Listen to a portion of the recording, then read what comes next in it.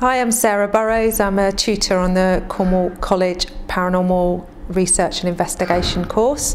It is the only one, as far as I know, in Cornwall. Currently teaching paranormal research and investigation at Camborne College, and the reason I actually designed this course was due to the fact that I was very interested in paranormal investigation.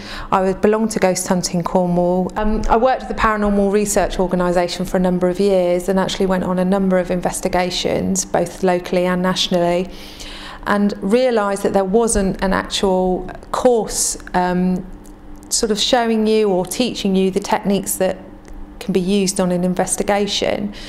I worked closely with Ian Adico from Ghost Hunting Cornwall, and he helped me design this course to look at it in an objective way, really. We look at it from a scientific and psychic perspective. We actually use a range of equipment when using on an investigation.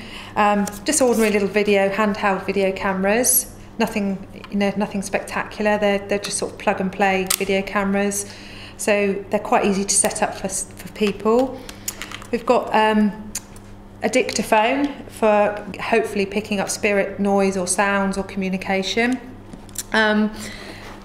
Laser thermometer for taking base readings, and I encourage students to make sure that before we sort of enter into a formal investigation to take a base reading.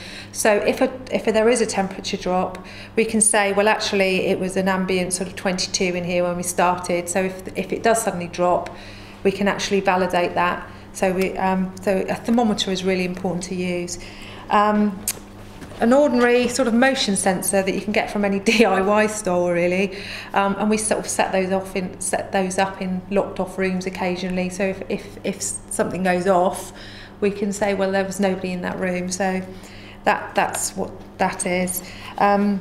We've also got some more psychic sort of based equipment. These are sort of ordinary dowsing rods for use for dowsing for spirit even.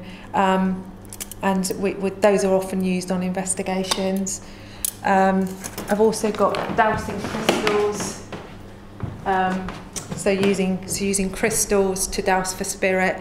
So again, it's a really good sort of way of communication. We use other sort of divination sort of techniques, using yourself as using your own sort of feelings, thoughts, writing things down. But I think if any equipment that a ghost hunter would use or a paranormal investigator, I think the two most important things is an open mind and a notebook.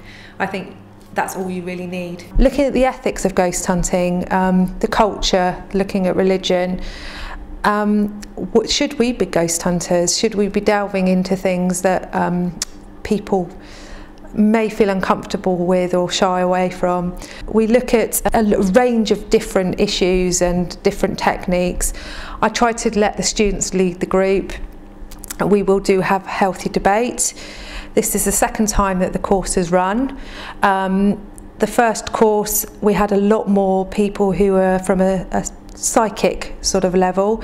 This time we've got a very, very sceptical member of the group who challenges everything and will really try to look at ways of sort of rational explanations for the paranormal, which I actually welcome, because I think we do need to be challenged and not accept everything that goes on as paranormal.